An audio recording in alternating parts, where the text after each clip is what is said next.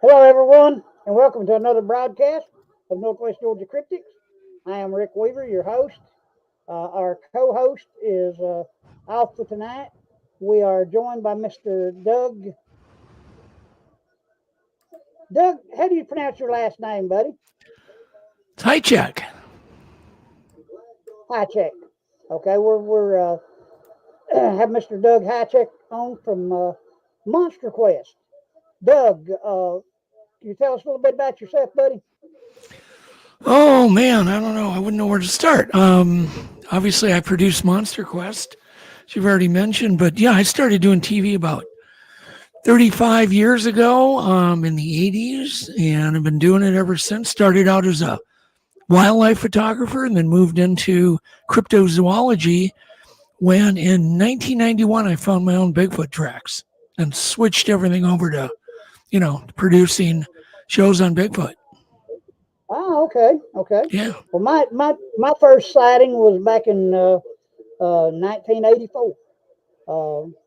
We were actually floating a small creek fishing from about 10 miles from where I'm located now. Okay. And I actually saw this thing standing out on the end of a sandbar, or actually it was crouched down out on the end of a sandbar.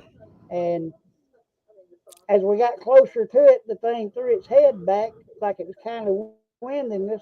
And then when it stood up, is what really got me was when the hands came up out of the water. It wasn't bear paws, it was kind of like human hands, uh, hair covered hands down to about the middle knuckle. One of the wildest things I had ever seen. Been hunting in the mountains in North Georgia, Tennessee, Alabama for well ever since I was 7 years old. I'm 65 now, so if that gives you a timeline there. But anyway, when this thing stood up, I'd never saw anything like it. It never howled, never made a racket. It turned, uh, ran for the wood line. Wood line was about 30 yards behind it. It covered this in probably 3 to 4 long strides, and it was gone. And like I say, I've been involved in Bigfoot research since then. Yeah, it's life changing. And It sure is. when I Hey, when I found those foot kill this right here.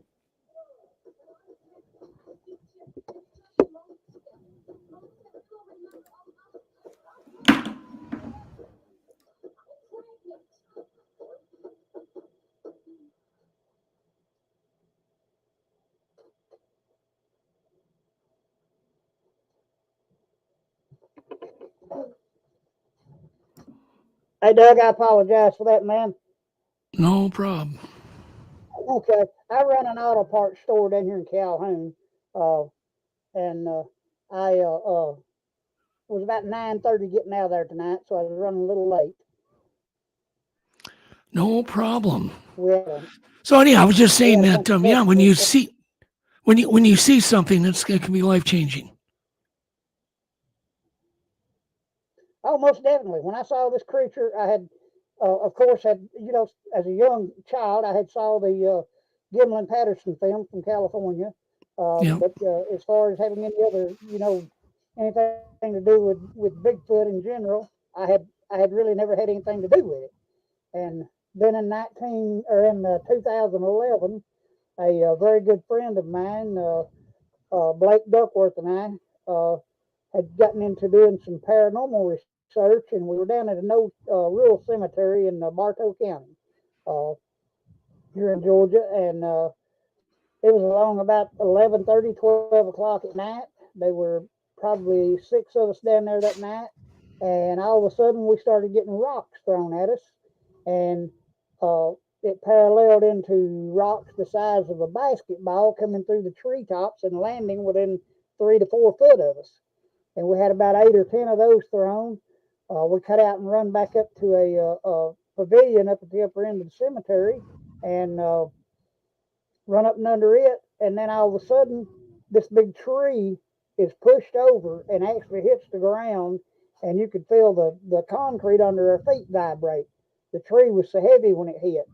Um, this thing then about 2 or 3 minutes later, it screamed out. Within about probably 60, 80 yards of us, it was still in the tree line. We never got a visual on it, but it scared us all so bad we left, got in our vehicles and left. Uh, Come back home, got talking about it, got listening to sounds on the internet, and the closest thing we could compare it with was uh, what is known to be Sasquatch screams. Very cool.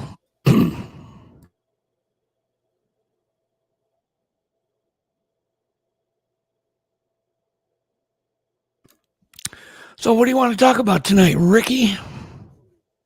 Okay. Well, basically Sasquatch. Uh, and also, as far as you're doing the Monster Quest, how long have you been with Monster Quest?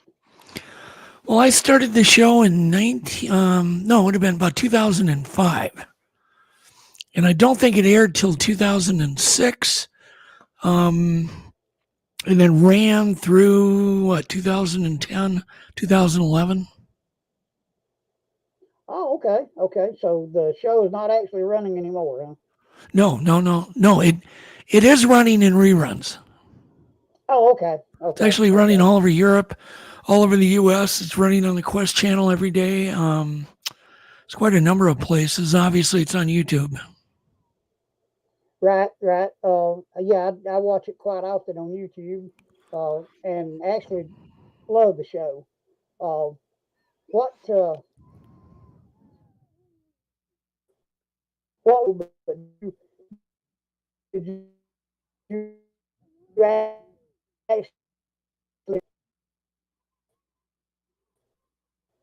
Whoop, you're cutting out, Ricky. I only heard like one word. It's like your internet's kind of locked up Oh, there. I'm sorry. I'm sorry. It may be. I've got AT&T, so if that tells you anything, can you hear me now? Yeah, oh yeah, I can hear you now. It just locked up. Okay, okay. What I was saying, Doug.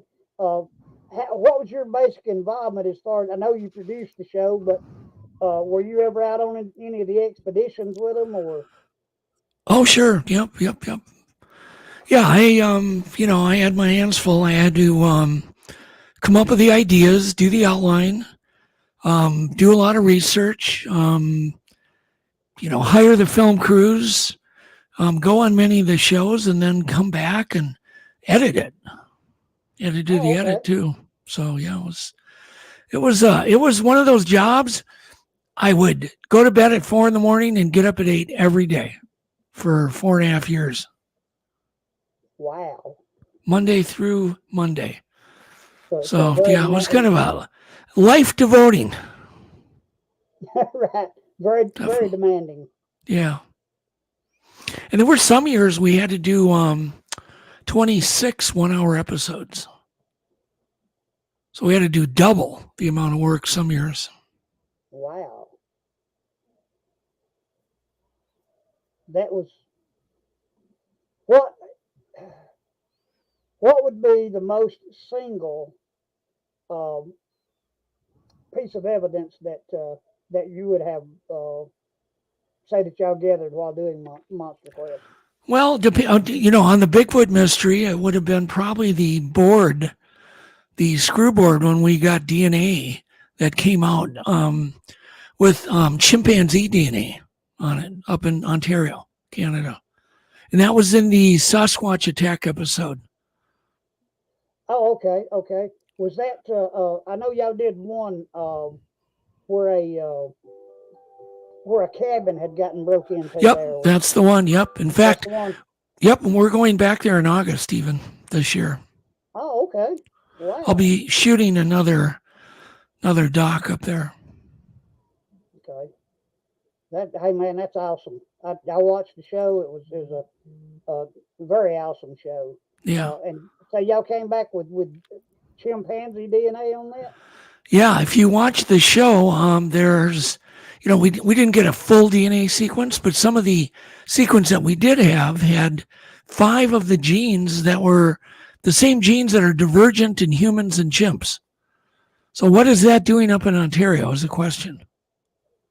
Yeah, very much so. Yeah. Wow. Are you familiar with any of the DNA work that Dr. Ketchum's done? Oh, sure. Yeah. Okay. What would her DNA, the work that she's doing, be comparable to what y'all got? Have no idea because I wasn't involved in that. I wasn't involved in any of the samples. I wasn't involved in vetting any of the samples. I've read some of the report, and to me, a lot of it just didn't make sense to me. So I just wasn't Oh, okay. involved. I have no idea. I had no involvement. Right. All right. All I right. don't think anything she came up with had chimp DNA. Although recently Expedition Bigfoot got a sample in Kentucky that also had chimp DNA in it, which was quite interesting. So there was a parallel between what Expedition Bigfoot did, like Russell Accord and Maria, those guys did in comparison to what we did up in Canada. So it's interesting. Well, very interesting. Yeah. But you have to understand, Ricky, DNA today is 20 times better than it was back then. So we're hoping if we ever collect, new DNA samples, we'll actually be able to get some good results. Right. When y'all go out to do to film an area or whatever, what is the time frame that y'all allow yourselves to do these? Well, they're all different. I mean, they were all different, but generally, I think we were up at like Snellgrove for 8 days, approximately 8 days. We were up at Snell, Wow. and I was the camera guy in that one too. So you can imagine. Oh, okay. So Yeah. I had my hands full. Yeah, it sounds like it. Yeah. Sure does. I know we do expeditions here in the Georgia, Tennessee, Alabama area. I've also been up in North Carolina a couple of times, done a couple of expeditions up there. Uh, we found tracks. I found hair samples.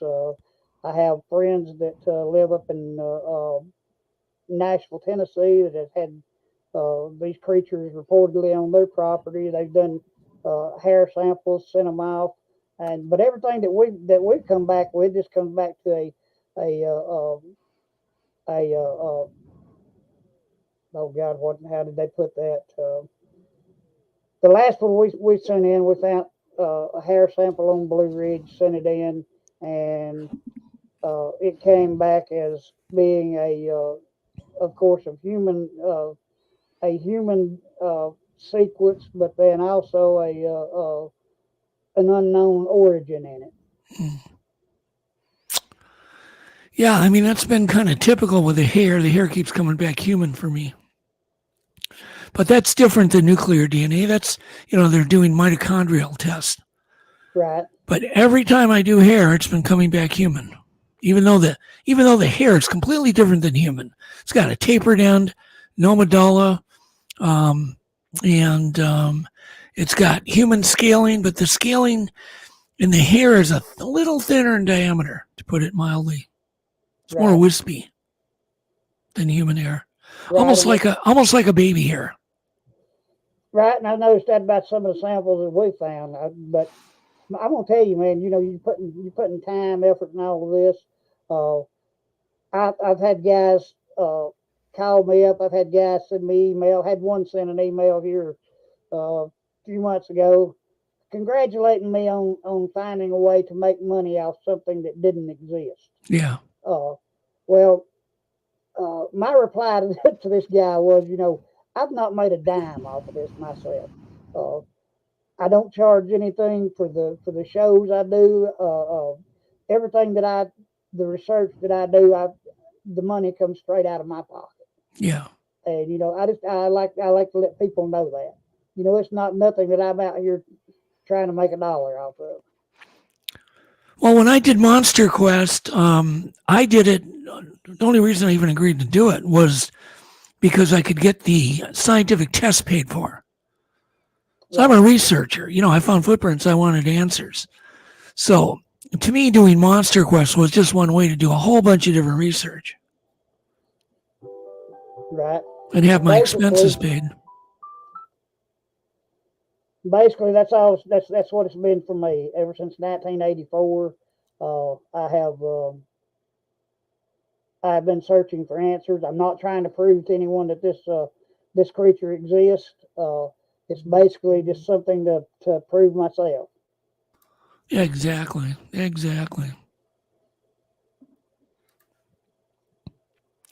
So, so what state do you live in? How far do you have to go, Ricky, to do research? Okay, I live in Georgia. Okay. Uh, I live about 40 miles from the Blue Ridge WMA. Okay. Uh, Also, we have the Cohutta Wildlife Management Area uh, within about 20 miles of us. Uh, we have areas down at Altoona Lake uh, that we research regularly. Matter of fact, we have a gifting area down there that we do. Uh, we've got Johns Mountain WMA Wildlife Management Area, about 10 miles from where I live. So pretty rugged terrain in this area, and a very good source of evidence that we found so far. And let me. How come nobody does research in the Okefenokee Swamp? Now that I really don't know. I have talked to a couple of guys from Florida that have done a little research down there, but one guy told me that they got run out of there by something one night, and he hadn't Hmm. been back since. So I don't know. I mean, it's not a far drive anywhere from Georgia, really, to get into Florida and southern Georgia. Oh no, it's probably a 4 hour drive for me. Yeah. My problem is, being able actually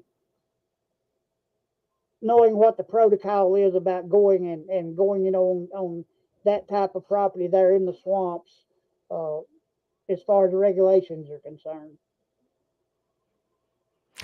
Yeah, I would imagine. What is that? That's a national park, right? Right. National. So that's like Smoky Mountains. I've done a little research up at Cage Cove, up in the Smokies. We done a 3 day expedition up there, only to have the rangers tell us that we had to go back and get. I forget what kind of form. He said we had to get Permits and yeah. right permits and all in order to be up there doing that. So Yeah, I just wondered at that one. Maybe you'd know. You never hear about sightings in that swamp, although it's such a huge area. You don't hear anything. I've always wondered. no, I've had like I said, I've had two or three people say that they have actually found evidence down there. There's actually a photo from down in the Florida area that is floating around on the internet. It's supposed to be a photo of a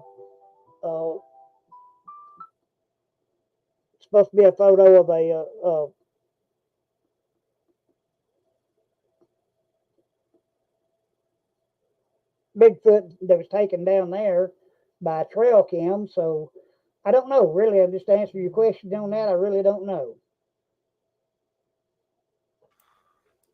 Interesting. So, do you belong to like a research group, Rick? Yes, sir. We have Northwest Georgia Cryptics. Okay.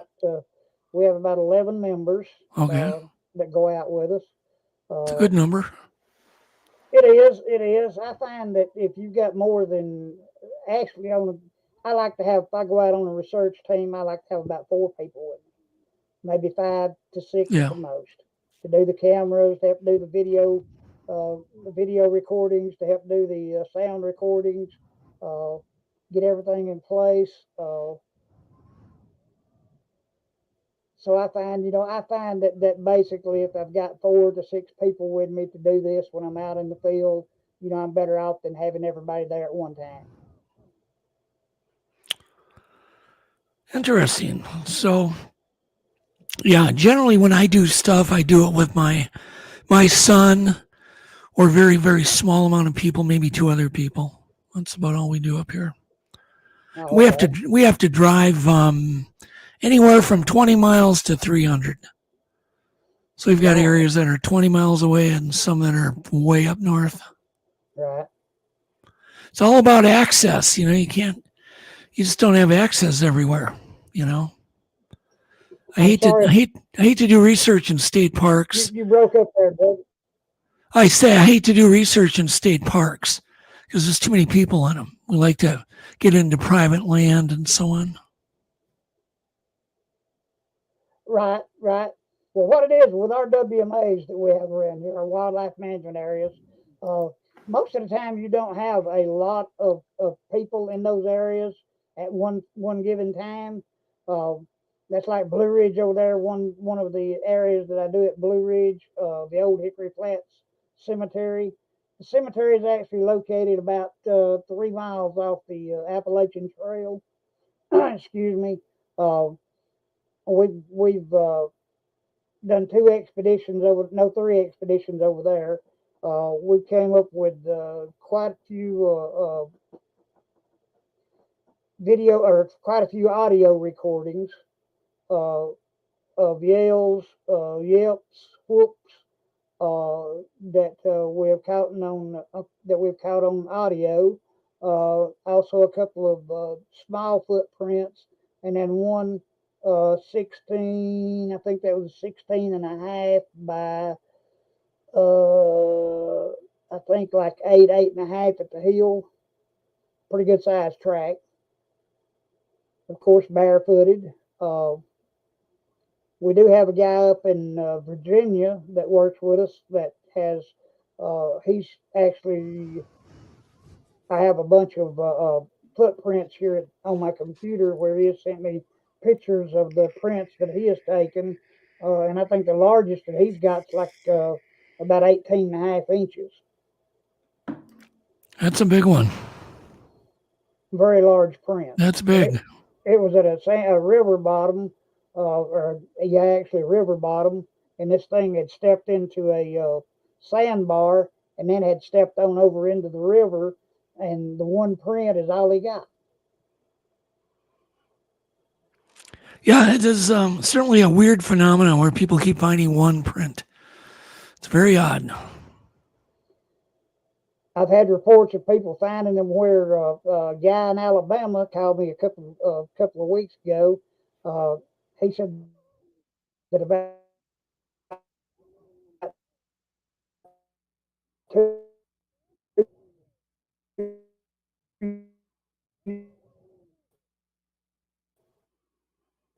miles track was about 12 or 13 discernible prints in the area, and then they just appeared in the middle of this snowy field, and he didn't know what happened. It's interesting.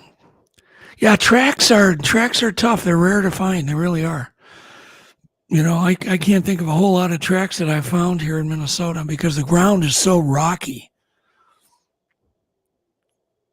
It's very, very rocky.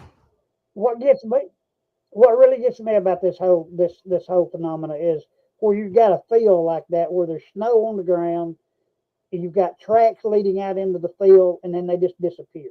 Yeah, That's something that really blows my mind, and I don't know yeah. whether these creatures are actually whether they could actually be going up in trees or what the deal is. I don't know. Yeah, I would imagine that they do use trees. I mean, you don't hear about it too much, but I don't know why they wouldn't. With you being involved with Monster Quest with the Bigfoot phenomena and all, I would like to get your input on what do you feel as far about people reporting these mind speak incidents with these creatures. You know, I have people that report to me that they have seen these creatures, uh, uh, like maybe like it was them walking out of a portal or something. But what's your thoughts on all that? I don't know. I'm open-minded. I've never experienced any of that myself. The weirdest thing that I experienced is that where we end up going, usually when we do overnight expeditions, we usually have action. And that kind of bothers me, bothers my son. Why do we always have action no matter where we go? So my son kind of sways towards their metaphysical, like they're following us, because he just finds it mind blowing. Like there just can't be that many of them. It seems like we hit action everywhere we end up going. So that bothers him. Doesn't bother me so much, but definitely gives me a twinge of thoughts, But I'm open minded, Rick. Right. Very open minded, Well, very I am humble. too. Uh, I know we've been on expeditions, and I don't know if you've had this happen to you or not, but I always keep the batteries charged in my equipment. Any of the equipment that I use, we keep the batteries. I always keep everything completely charged. We were at one over at Hickory Flats a couple of years ago. The only time I'd ever had this really happen to me, but we had charged all our camera equipment, all our audio equipment, our flashlights that were used. I used these coon hunting headlamps, had those fully charged. Uh, that night we got everything set up. We started doing our opening sequence uh, to the investigation, and all of a sudden the batteries start draining down. I mean, completely drained down on our lights, our camera equipment, our audio equipment, and all. And these were fully charged batteries that were Yeah. maybe been 15, 20 minutes of use, and they go dead. Yeah, we've had that happen a few times. Definitely have. I don't know. I mean, it's just, you'd have to do a lot of scientific tests to really find out if it's these things draining the batteries. But we have experienced it. We've had camera traps that the batteries, you swear to God, you put fresh batteries and you come back and they're dead. Right, right. I mean, yeah, my trail cams. I use trail cams extensively. I've caught a lot of questionable photos on doing trail cams, but yeah, I've had those do those too. Uh, I use in my trail cams. I always use these rechargeable batteries and have them fully charged. Have them out in your trail cams. Go back the next day or a couple of days later, and the batteries are completely dead. Yeah, I mean, it's one of those things you have to kind of move on from it and just keep trying and not worry about it. I'm not ready to, switch into the paranormal yet. I'm just still plugging away with they're just physical creatures living in the woods. Well, and that's my thoughts on it. They're Yeah. flesh and blood creatures just like we are. As far as my reasoning with it, uh, They could be physical creatures with super abilities. I mean, there's super abilities many animals have that are very bizarre, but they're still not. It's not phenomena. It's still a natural. no, I know. I have spoken with a lot of guys, and actually a college professor from Tennessee a couple of years ago, and he seems to think that a lot of the Sasquatch ability would be more of what do they call it? Same things that lions and tigers are supposed to possess. Oh, you're talking about infrasound, yeah, Infrasound, yeah, yeah. yeah, yeah. So That could account for some of it. Super strength could account for some of it. Being able to leap far distances, climb trees quick. I mean, you take an electric eel. I mean, they're not paranormal. They understand how they make electricity. Bigfoots may have a number of super abilities. We don't know. There's some way that they've been able to survive. They do it without tools. They seem to do it just extremely well. Oh yes, my hat goes off to these creatures because you take especially in today's world, what it takes for humans to survive in today's Yeah, world, yeah, and yet those creatures are able to do it every day and yeah. thrive. Yeah, my hat's off to them. Oh, big time. It really Yeah, is. they just seem to be able to thrive and survive. So who knows? I wouldn't even want to guess. When that question's posed to people like, Cliff Brockman, he just goes, it's probably their great strength. Accounts for almost all of it.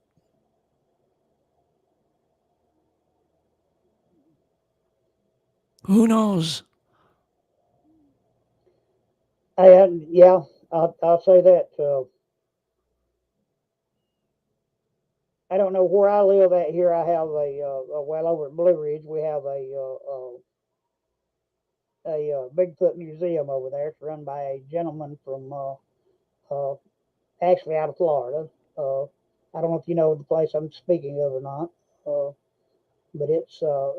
I have actually gained a lot of valuable information from talking to David, the man that owns the Mm-hmm. place over there.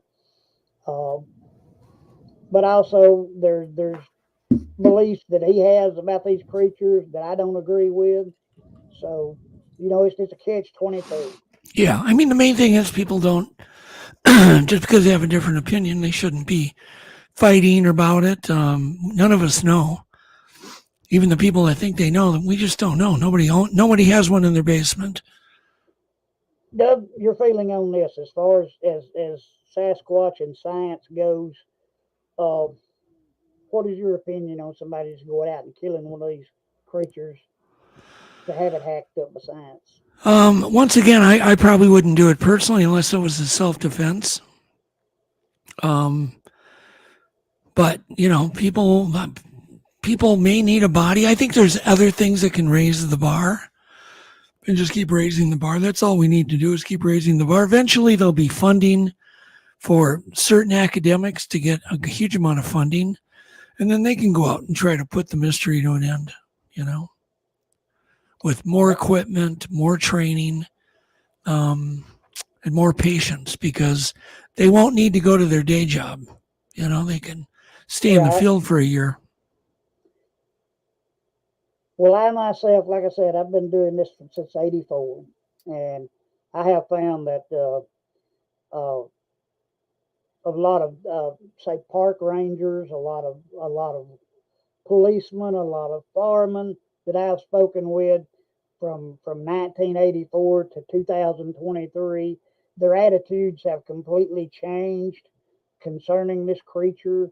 Back in the '80s, '90s, on up into probably early 2000, if you'd have walked up and told somebody that you believed in Bigfoot, they would have looked at you like you were crazy. Yeah. But nowadays, our culture, the investigation in of everybody doing the investigations on these creatures, bringing this more to the forefront. Yep. What's your feeling on that? Well, I think that more and more people are open-minded about it.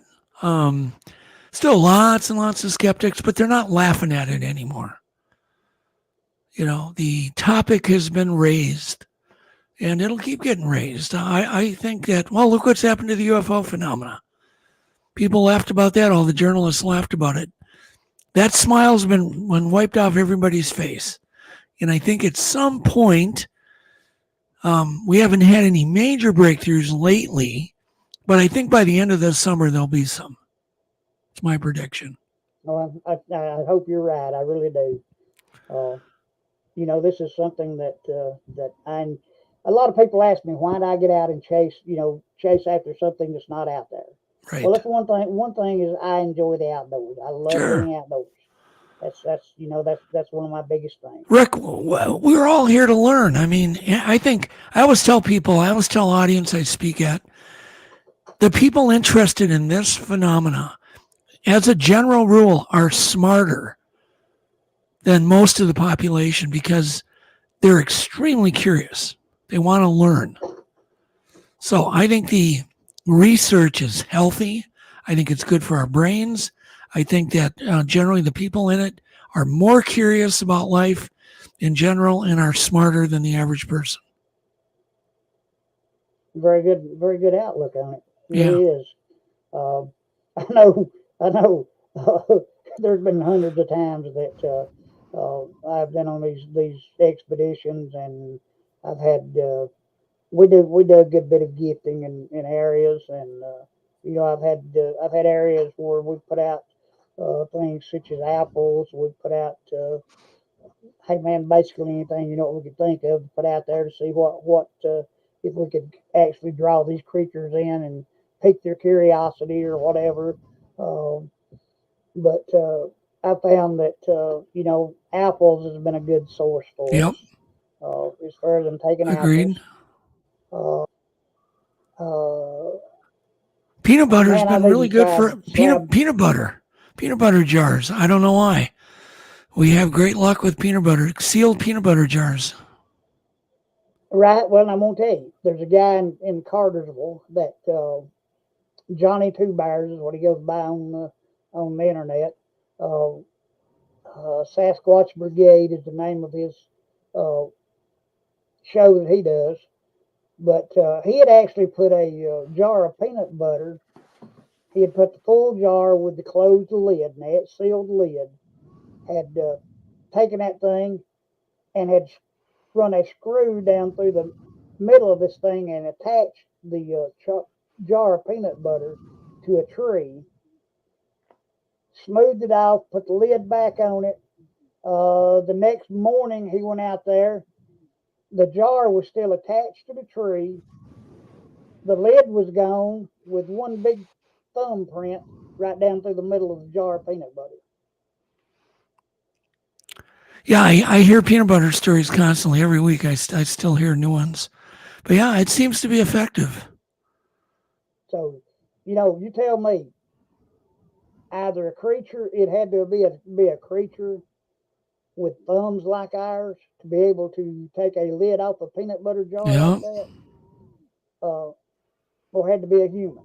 But like he told me, he said, man, it was an hour's walk back to where I had this Yeah. put out at. And he said, I just do not see anybody going back there walking that far just to open up a jar of peanut butter and run the thumb down Yeah, through the middle of it. exactly. Yeah, not only do we find them with the lids off, many times we find them with the lid back on, and the jars are clean like they went through a dishwasher. No bite marks, no chew marks, no scratches on the jar. So, what animal can do that? Yeah, well, that's what I say to people too. But this area down here, uh, you got a lot of people that are still disbelievers.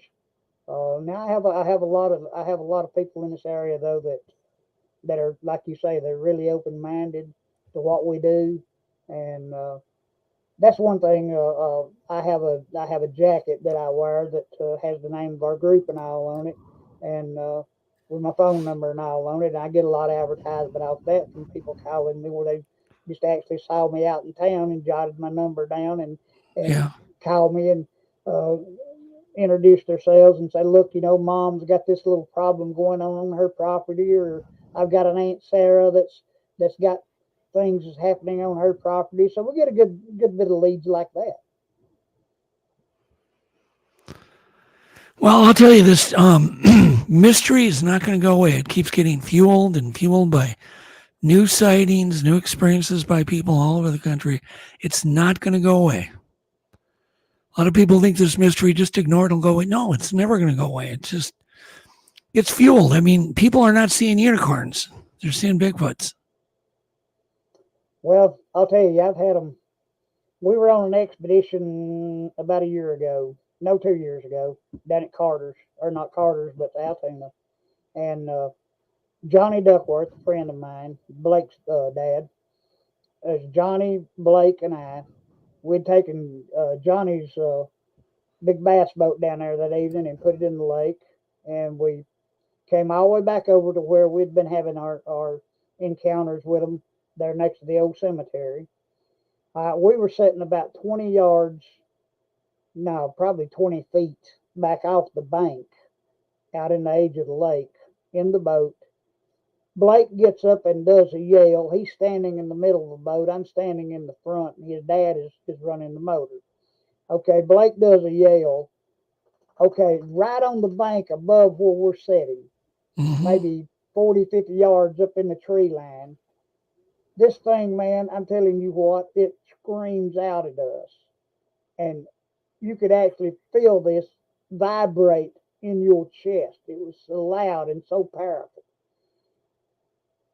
It actually startled me so bad that I run plumb into the back of the boat hollering for these boys to get us the hell out of there.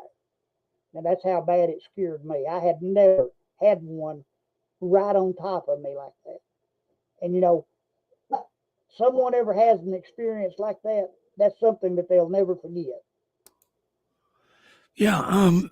Do you feel that Bigfoots are capable of killing a person? In the right situation, I do, yes. Yeah. So you feel they could be dangerous?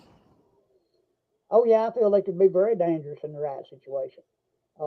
That's the reason I tell everybody at the end of all my shows. I tell everybody, if they're not experienced at doing this, uh, and not had any dealings with these type creatures, and yet they go out into the woods and encounter something like this, the best thing they can do is pack up and leave the area. Because these creatures, I do feel, could be deadly if provoked. Yeah, I would probably tend to agree. They certainly could be. Although I think most of them operate on fear. They do a great job at intimidating people to avoid contact. So I think most of them, but so many of these camp stories I hear sounds like they're almost trying to lure you out of your tent. That's kind of unnerving.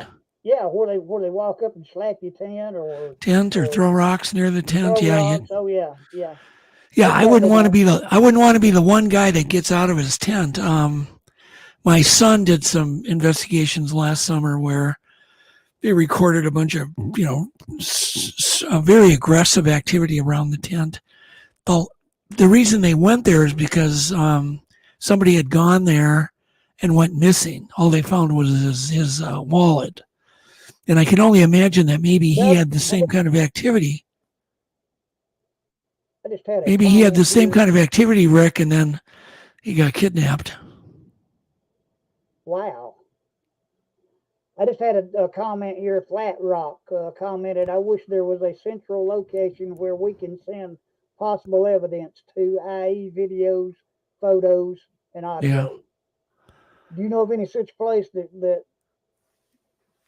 well, yeah, let's see. Well, first off, photos. Most of them are worthless, 99% of them, because they're not scientifically valuable. It's so, unless it's a creature completely out in the open, in the sun, with the sun reflecting on its body, it's pretty well worthless. And then you're going to need multiple sequential photos. Videos where the creature is moving are valuable, but if it's blurry and in the woods, has no value. No scientific value. It's got value to you as a researcher. It's got value to maybe your family, friends, but it doesn't have any real value to the mystery because it could be so easily faked. It does just about as much damage as it would good. Hair and footprint castings, that's a different story. I'd certainly be interested in hair, certainly interested in any fingerprints that can be photographed, and then DNA swab. Some people report handprints on their car windows, windshield, car doors. Those are really valuable. They're more valuable than 100 videos. Okay, now Doug, you have dealt with this, taking DNA, right, with that type samples. Okay, for our audience, could you tell us what they would need to do to be able to very easy. So you're going to want to bring paper envelopes on all of your expeditions. Everybody should. Just regular paper envelopes, clean, seal them in a baggie. The actual paper envelopes, bring 4, 5, 6. Bring a bunch of brand new sterilized Q-tips. And so it's a matter of then photographing, even if it's a footprint, you're going to want to photograph the heck out of it. Tons of photos, close-ups, wides. And then you can even Q-tip the soil before you cast it. You can get, or after you cast it, wipe Q-tips. Store the Q-tips in a paper envelope. That's all you got to do. But if you find like a handprint on a windshield or a car door or a side window, that's extremely valuable. I would consider that 3D evidence because one, there's going to be sloughed off skin cells in it. So you photograph the heck out of it. Once again, a lot of photos, close-ups, wides, and then really super close-ups if you can get it. Then take a couple of Q-tips and swab it for DNA. Put those in an envelope, and then swab it again for the chemical compounds, because the chemical compounds might be the most valuable thing there, because every primate has a different chemical compound in its fingerprints. And Bigfoot seem to have a very greasy, very whitish, very waxy skin oil. It's very, very valuable. So that's what I would be on the lookout this summer for everybody, collecting handprints and fingerprints. I would be highly interested in those and be willing to analyze those. Okay, Doug, for the audience, if anybody gathers any of this type of evidence and would like to get a hold of you to send it to you, Yep. is there any way we can get a hold of you? Yeah, just get a hold of me on Facebook. Okay. So videos I'm interested in looking at, generally what I'll do is give you an opinion. I won't publish it. I'm not going to tell anybody. I'll tell you back in Messenger what my opinion is of your video, and that's the end of it. So you can do what you want with that opinion at that point. But generally, a video, unless it's, once again, not concealed in brush and the sunlight's not hitting it, there's not much that can be done. Right. There's very few videos that exist like that. The Patterson is out in the open. That's why it's so valuable. I mean, it's completely unobscured. The Freeman footage is unobscured. Walks out in the open, and the theory on that is that they're misdirecting. They've got an offspring nearby, which is why they're coming out in the open. They're doing that on purpose to lead people away from an infant. Okay, now a moment ago, you asked me if these creatures could be dangerous. Okay, yeah. Going back to you mentioned the offspring. Going back to that, do you think it would be that say a mother Bigfoot or whatever could be dangerous if Sure. if Oh, they have their absolutely. offspring and you got around them? Absolutely. Yeah, I would think that if an animal thinks that you're going to hurt their offspring, yeah, you might get attacked. The trouble is, anybody who's banned, there's obviously a ton of missing people in forested areas, but we don't know if they're missing. They're gone. So many people Right. are never recovered. Right. Those are probably the ones in my mind that maybe have been attacked by a Bigfoot. I just don't think they'll ever be found. Right. I mean, they may just do something, Rick, like grab you and drag you deep into the forest. They may not even kill you. You'll die. You'll die of being lost. Right. I've never actually looked at it that way, but you're Yeah. completely right. You really are. Or Yeah. uh, uh, you being in the you being in the out in the wilderness on a marked trail or something, and then all of a sudden you get to hearing a bird call Right. or some type of unfamiliar call to you, and you decide you're going to ease off the trail to see what it is, and then the next thing you become lost and can never find your way back. Right. It could be That's that, or they could actually drag you. I hear too many situations like the like a mimic, like a baby call mimic, where they're right. imitating a baby. I mean, come on, that's got to be a mimic that they're drawing you towards an area, maybe to get you. I don't know. I mean, these are all just theories. Nobody knows. Right. I mean, the acts like that with all anything involving the Sasquatch and the investigations into the Sasquatch phenomena is, as you say, It's basically a hypothesis on all our Yeah. parts. You just got to be cautious, you know. I hope people are researching in twos and they stick together and you know, if you're camping solo and you start hearing activity out of your tent, near outside your tent, I don't recommend you go out there and investigate. No, no, no, no, no, Oh no, no, no, no! I do not. I do not. I do not. because they may be trying to lure you out. Exactly right. I do not dare go out into the forest myself and by myself. I just I have uh, felt that's happened to me a number of times where I've been, you know, they're trying to lure you outside. I'm like, no, it's not happening.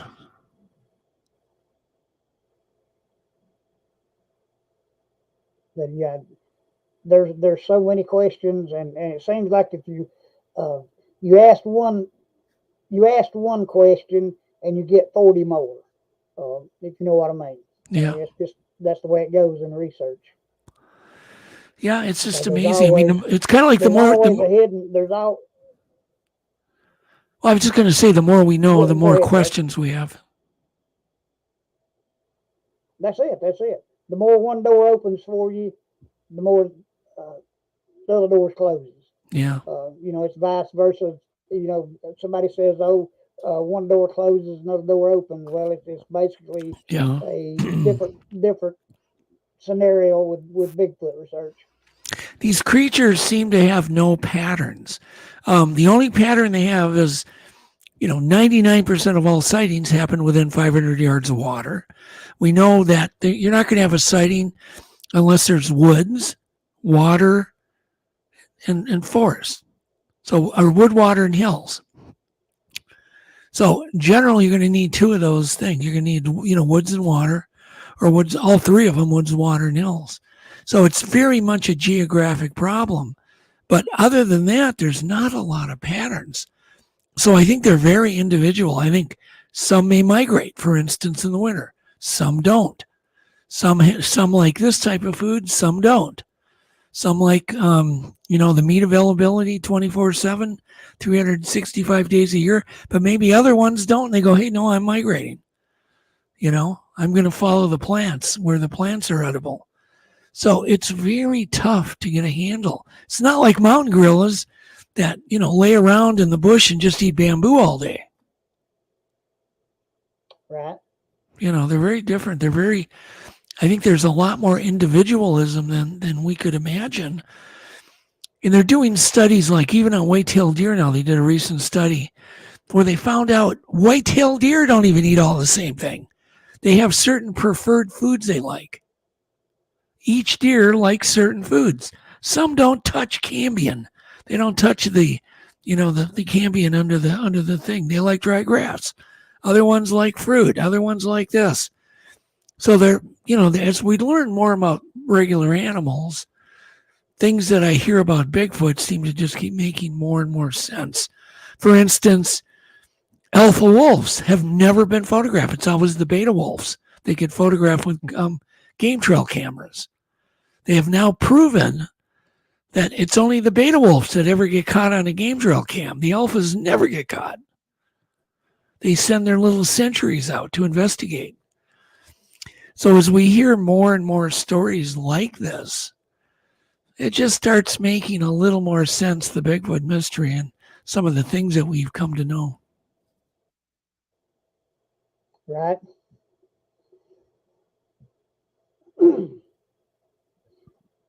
Something I was going to ask you when y'all get an area that y'all going to go research, how long does it actually prepare y'all to go out and do your research and film out an area? Well, the kinds of areas I look for are areas that have been logged at one point, even if it was 100 years ago. I will not go into, you don't have any luck in old growth forests. So they need to be replanted trees. As long as the forest is 8 years old, usually you're going to have Bigfoot activity if there's several water sources. So I'll look for areas where 2 or 3, 4 creeks come together and meet at a river. That's a good area that's been logged at one point. I'll look, how many, what's the deer population? But generally, I'll look for rivers, creeks, and replanted trees. seem to be the most active areas. Well, now that makes a lot of sense to me because the Cohutta Wilderness up here that we do a lot of research in. Uh, that area in there was actually logged out all the way up into the 1950s. There you Uh, go. the government actually bought the property. There's 48,000 acres that lies within the Cohutta Wilderness. The government bought it in the late 50s, early 60s, turned it into a national wilderness area. You can't even take anything that's motorized at all in there as far as vehicles, chainsaws, anything like that. So basically, it's foot travel only. But like I say, this area was logged out, uh, but is now you've got trees that are 50, 60, 70-year old at the oldest that's in the area. So we seem to have a good bit of luck up there. I also have luck in the areas. I look for edges. So I look for all of the above, numbers of streams coming together, like 2 or 3 streams that intersect with a river. Also, it may have a power line cut that comes near that same property. That's another good area to be in. I'll look for a railroad track that may come in, good travel route. These are all things when you can find an area where all these elements come together and there's edges and some agriculture not terribly far, man, you're usually going to find a hot spot. It doesn't have to be out in the middle of nowhere.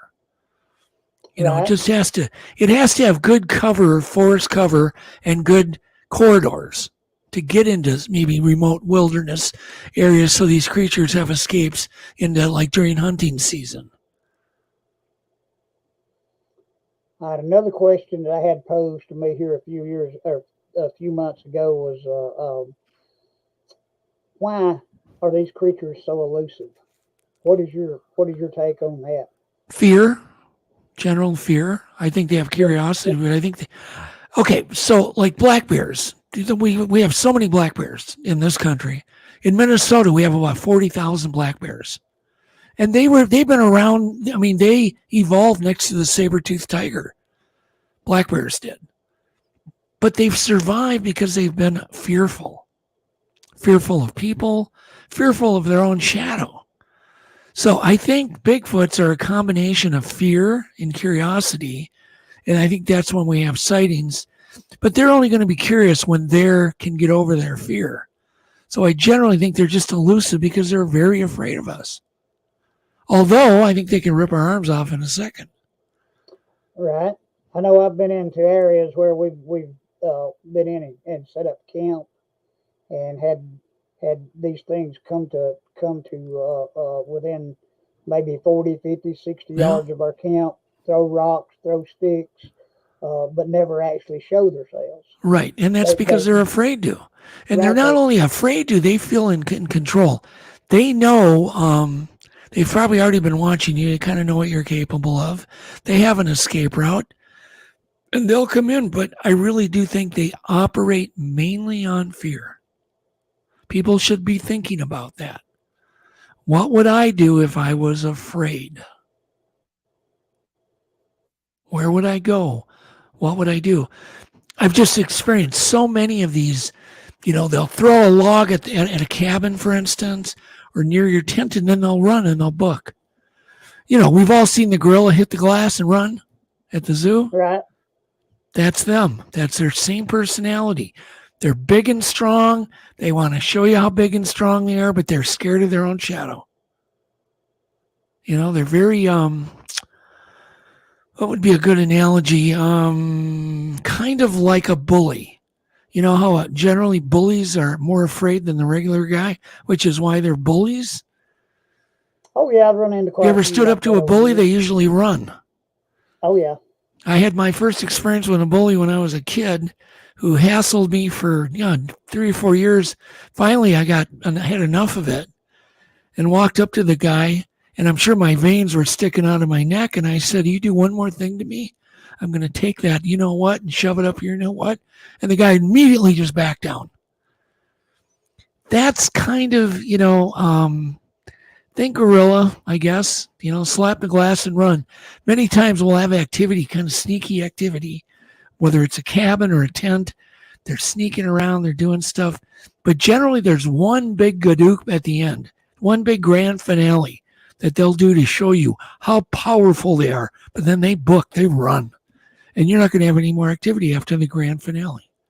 So look for the grand finale. That's when they're gone. I'll guarantee you they're gone for the night. Makes a lot of sense. Yeah. We've had a lot of that happen to us. That's been my experience, Rick, for 35 years in many different locations. The grand finale.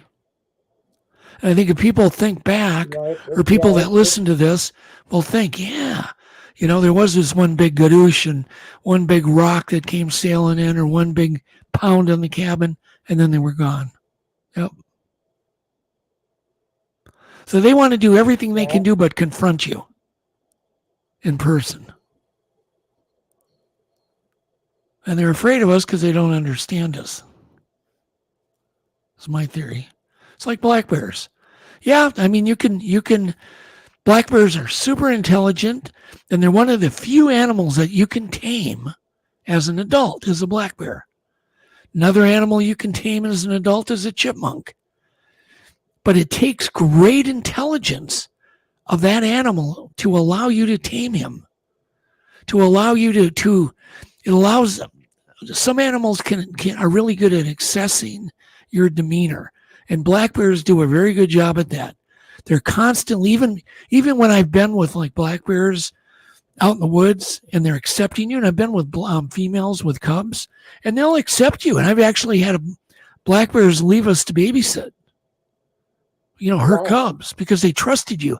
But the moment that cub cried, that black bear was on top of us like that and accessing the situation again, looking at your demeanor, constantly sizing you up every 5 minutes. So there's never this total trust. It's just kind of a constant assessment. Well, creatures with the highest intelligence are the only creatures you can habituate. That you can distract with a can of sweetened condensed milk. We've put radio collars on black bears, wild black bears that we didn't even know, only by giving them some sweetened condensed milk, them realizing that we were not an enemy. They're eating and we're bolting on a leather, radio collar on them, and they're distracted and they're happy and they think they accept you as a friend, but maybe only got 5 minutes until they start reaccessing you again. Right. Another animal that will do that is a wolverine. Even a wolverine that's been raised in captivity will access your demeanor every 5 minutes. They'll have to smell you, completely get a whole new sniff on you, and access whether you're friend or foe every 5 minutes. So they'll never, ever accept you as a friend forever. Just, you got 5 minutes. I think Bigfoots are very much like that. Well, we were talking, you mentioned about bears being super intelligent. Yep, they are. A lot of people in this area here, where I'm located, they think, well, even if there is any such thing as a Bigfoot out in the forest, I've had them tell me, they're all they are is big dumb apes.